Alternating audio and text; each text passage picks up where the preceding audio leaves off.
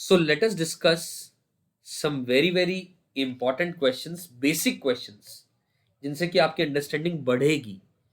Various forms of straight line, मतलब straight line की equation की अलग अलग फॉर्म्स को हमने लिखा, उनके कॉरेस्पॉन्डिंग हम प्रैक्टिस क्वेश्चंस कर रहे हैं ताकि अंडरस्टैंडिंग रेज हो. चलिए, सो एक बिल्कुल बेसिक से क्वेश्चन से शुरुआत करते हैं. Find the equation of straight line of the straight line. Find the equation of the straight line जिसका कि फर्स्ट पार्ट है which cuts off an intercept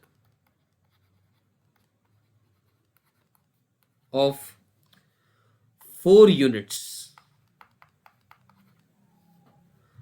on the x-axis, on the x-axis, and passes through the point 2, -3. ठीक है ना. I am sure question समझ में आया आप लोगों को. तो सॉल्व करते हैं, इसका सॉल्यूशन देखते हैं. हमने एक स्ट्रेट लाइन की इक्वेशन निकालनी है which cuts off an intercept of 4 units. 4 units का इंटरसेप्ट एक्स एक्सिस पे काटता है and passes through the point 2, -3. अब यहां पर इंटरसेप्ट वर्ड का यूज किया गया है तो मैं intercept form of a straight line use कर सकता हूं. ठीक है ना. अब मेरा मन यहां पर मैं intercept form y equal to m x plus c use करूं या डबल इंटरसेप्ट फॉर्म यूज करूं. ठीक है ना. तो डबल इंटरसेप्ट फॉर्म यूज करके हम इस क्वेश्चन को शुरू करते हैं. जैसे कि हम जानते हैं x upon a plus y upon b equal to 1, जहां पर a not equal to 0 and b भी नॉट इक्वल टू 0 होता है. ये अपने पास एक स्ट्रेट लाइन की डबल इंटरसेप्ट फॉर्म होती है. अब 4 यूनिट का इंटरसेप्ट एक्स एक्सिस पे काट रही है ये लाइन, तो a की वैल्यू 4 हो गई. b अपने को नहीं पता है, तो b अगर निकल जाएगा तो अपने पास क्वेश्चन आ जाएगा, पूरी की पूरी स्ट्रेट लाइन की इक्वेशन आ जाएगी. ठीक है. तो मैं इक्वेशन लिख रहा हूं x upon 4 plus y upon b equal to 1. ये स्ट्रेट लाइन की इक्वेशन आ गई. अब क्वेश्चन ने क्या कहा कि this straight line passes through the point 2, -3. तो 2, -3 से ये पास करेगी, यानी 2 upon 4 -3 upon b equal to 1. X की जगह 2 और वाई की जगह -3 सब्सटीट्यूट कर दिया. अब 2 अपॉन 4 1/2 आ गए, यानी माइनस का 3 divided by b is 1 minus का हाफ विच इज हाफ. तो b की वैल्यू माइनस का 6 आ गई. b की वैल्यू क्या आ गई? माइनस का 6 आ गई. सो देयरफॉर जो स्ट्रेट लाइन रिक्वायर्ड है उसकी इक्वेशन अपने पास आ गई x अपॉन 4 माइनस का y upon 6 equal to 1. That is the answer, required answer. I am sure this question is clear to all. Moving on further, B part पे चलते हैं, यानी स्ट्रेट लाइन की इक्वेशन निकालनी है. और क्वेश्चन है विच, अब ध्यान से पढ़िएगा, again a very basic question, which cuts of equal non-zero intercepts, equal non-zero intercepts on the coordinate axis, on the coordinate axis, and passes through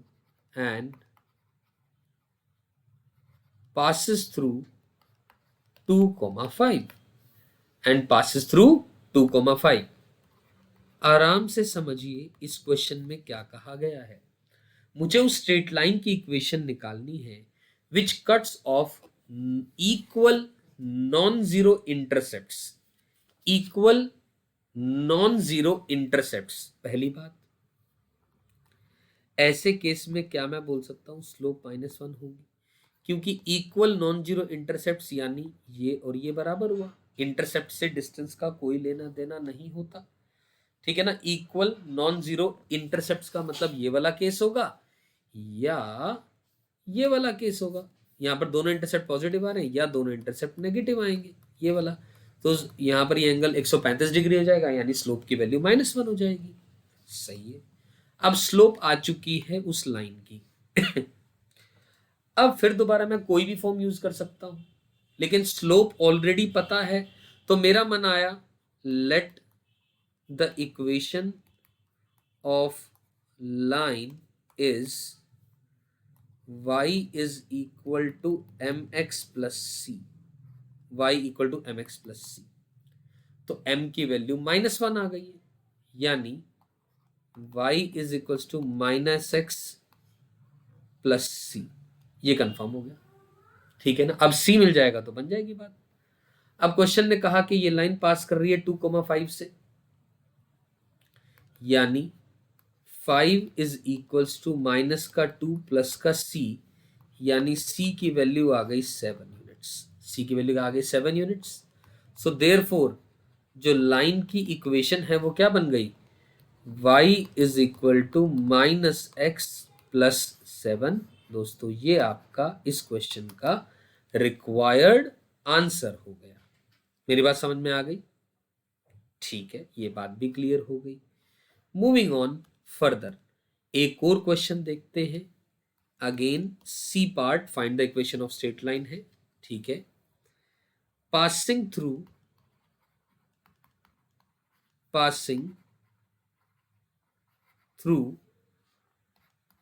4,1 and making with the axis and making with the axis in the first quadrant, in the first quadrant, a triangle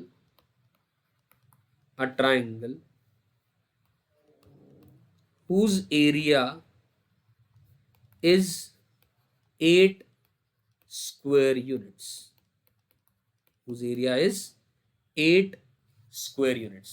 question फिर से ध्यान से पढ़ें दोस्तों, और समझते हैं इस क्वेश्चन में कैसे अप्रोच करेंगे अपन लोग। एक लाइन की इक्वेशन चाहिए जो 4,1 से पास कर रही है,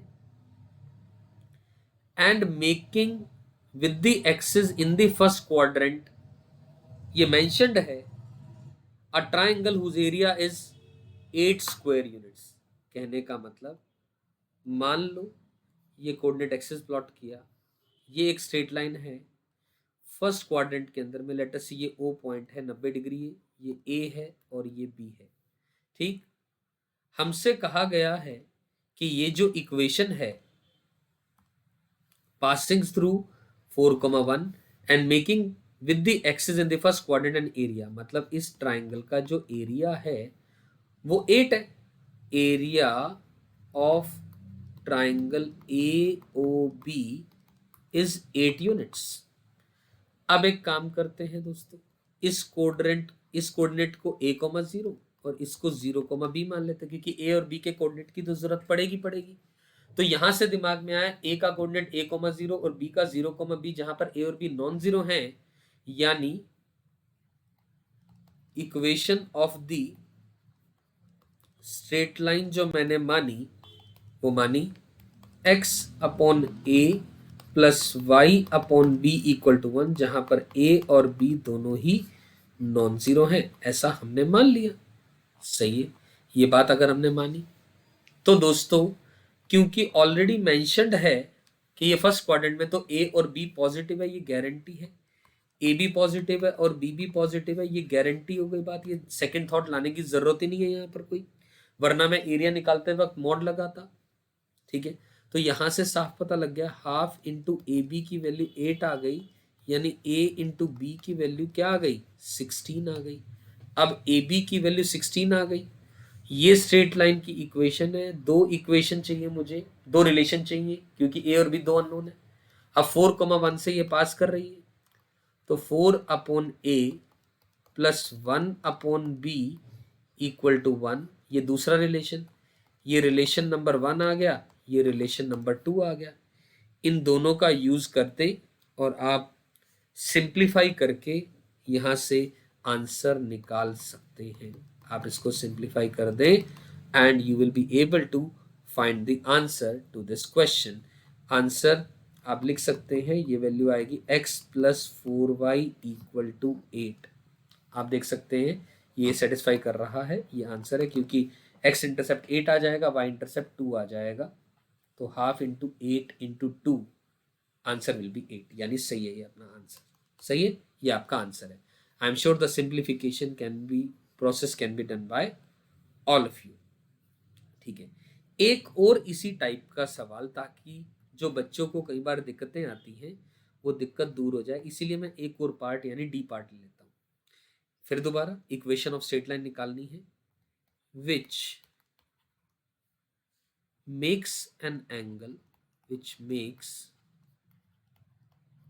an angle of 135 degree with the positive axis of x and which cuts the axis of y and which cuts the axis of y at a distance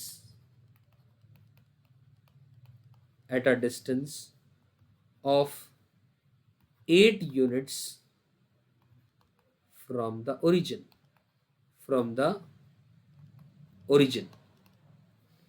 आ रही बात समझ में? अब इस क्वेश्चन को ध्यान से देखो, समझो। Let us solve this question. I am trying my level best कि मैं सारी वो चीजें कवर कर लूं इस क्वेश्चन में, related to the intercept, distance, slope और थोड़ा सा एरिया रिलेटेड भी, जैसे पिछला क्वेश्चन, ताकि आपको दिक्कत ही ना आए। तो क्वेश्चन पढ़ते हैं दोबारा। Which makes an angle of 135 degree with the positive axis of x, ठीक है, and which cuts the axis of y at a distance of 8 from the origin. तो लेट अस से मैंने ये कोऑर्डिनेट एक्सिस बनाया, angle 135 degree का बनाया गया, यानी ये एंगल 135 डिग्री है, 135 डिग्री, ठीक है ना। डिस्टेंस ऑफ 8 यूनिट्स, तो यानी ये 8 यूनिट्स होगा। या फिर कोई और पॉसिबिलिटी भी हो सकती है क्या? यस, एक और पॉसिबिलिटी हो सकती है। ये फिर दोबारा कोऑर्डिनेट एक्सिस बनाया, ये एंगल 135 डिग्री होगा। दोबारा 135 degree positive direction of axis के साथ में दो ही पॉसिबिलिटी, ये पॉसिबिलिटी नंबर 1, ये पॉसिबिलिटी नंबर 2, और डिस्टेंस ऑफ 8, यानी ये जो डिस्टेंस है वो 8 यूनिट्स होगा, ठीक है। चलिए, अब इतना दोनों डायग्राम्स से हमें ये दोनों फिगर से समझ में आ रहा है कि m जो है वो -1 होगा। m जो है वो क्या होगा? -1 होगा। यहां तक बात समझ में आती है, ठीक है। m अगर -1 होगा तो मैं स्ट्रेट लाइन की equation y is equal to mx plus c concept से लिखूं तो y equal to -x plus c होगी। अब y equal to m x plus c के अंदर में अगर मैं x को 0 करूं तो जो c है वो कहलाता है y इंटरसेप्ट। c क्या कहलाता है? y इंटरसेप्ट कहलाता है। अब y इंटरसेप्ट कहलाता है तो y इंटरसेप्ट तो ये रहा, ये पॉइंट 0,8 होगा, या y इंटरसेप्ट ये रहा, ये पॉइंट 0,-8 होगा। दो ही संभावनाएं हैं। तो यानी देयरफॉर जो इक्वेशन बनेगी, इक्वेशन क्या बनेगी? इक्वेशन लाइन की क्या बन जाएगी? y is equal to -x plus 8, या फिर y is equal to -x -8। ये दो आपके पास आंसर्स आ गए। एक बात ये रही और दूसरी बात ये रही। ये इस रिक्वायर्ड लाइन के दोनों पॉसिबिलिटीज आ गई, मतलब ये लाइन 0, +-8 से पास कर रही है। समझ में आई मेरी बात दोस्तों? सही है, बहुत बढ़िया। तो ये क्वेश्चन था जिसमें हमने चारों पार्ट्स के अंदर में एक एक करके सारी बातें कवर कर ली। ठीक है, चलिए फिर एक और क्वेश्चन करते हैं अच्छे से समझ में आने के लिए चीजों को। Let us talk about it. तो क्वेश्चन है फाइंड द नंबर ऑफ, क्या निकालना है? Number of straight lines. Number of straight lines. I am not interested in the straight lines. I am interested in number of straight lines passing through 2, 4 and forming a triangle of 16 square units, forming a triangle of 16 square units with the coordinate axis,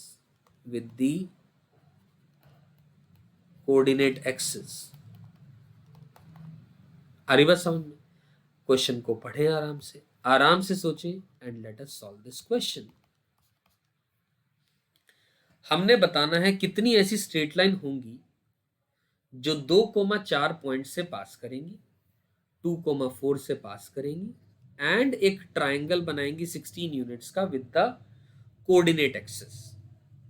ठीक है, अब किसी भी straight line की form आप double intercept से जाना चाहें, आप y = mx+c खाली इंटरसेप्ट फॉर्म से जाना चाहें, या 2,4 से पास कर रहा है ये स्ट्रेट लाइन, तो मैं पास कर रही है स्ट्रेट लाइन, तो y - 4 = m times of x - 2।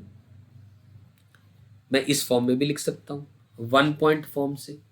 1 point, आपकी इच्छा है आप किस फॉर्म से क्वेश्चन को अप्रोच करना चाहते हैं, कोई फर्क नहीं पड़ता है। इंपॉर्टेंट है सारे स्टेप्स सही फॉलो किए जाने चाहिए जो भी फॉर्म आपने यूज करी। ठीक, चलिए let this be the equation of the line, let this be the equation of the line, जो लाइन अपने की हम बात कर रहे हैं। तो बेसिकली यहां पर m अननोन है, तो therefore we got to find the number of values of m। Number of values of m निकालनी पड़ेगी अपने को कि m की कितनी वैल्यू होगी, जितनी m की वैल्यू उतनी ही नंबर ऑफ स्ट्रेट लाइंस, मतलब रियल वैल्यूज। मैं रियल वैल्यूज की बात कर रहा हूं, रियल वैल्यूज ऑफ m की बात कर रहा हूं। जितनी m की रियल वैल्यूज उतने आंसर आ जाएंगे, यानी उतनी स्ट्रेट लाइंस आ जाएंगी। सही है। अब मैंने क्या करा, लेटस से ये कोऑर्डिनेट एक्सिस बनाया, इस लाइन ने यहां पर काटा। नो डाउट हमें नहीं गिवन है कि ये फर्स्ट क्वाड्रेंट में है, तो कोई बात नहीं, एरिया निकालते वक्त अपन लोग इसका मॉड्यूलस ले लेंगे इसके अंदर में, कोई टेंशन नहीं है। तो ये ए पॉइंट है, ये ओ पॉइंट है, ये बी पॉइंट है। ए पॉइंट यानी एक्स इंटरसेप्ट, तो वाई को 0 कर दोगे। इस इक्वेशन में अगर आप y को 0 करोगे तो x इंटरसेप्ट आपके पास आ जाएगा 2m-4 होल अपॉन m, 0, और y को यहां पर x को 0 करोगे तो y इंटरसेप्ट आ जाएगा 0,4 - 2m।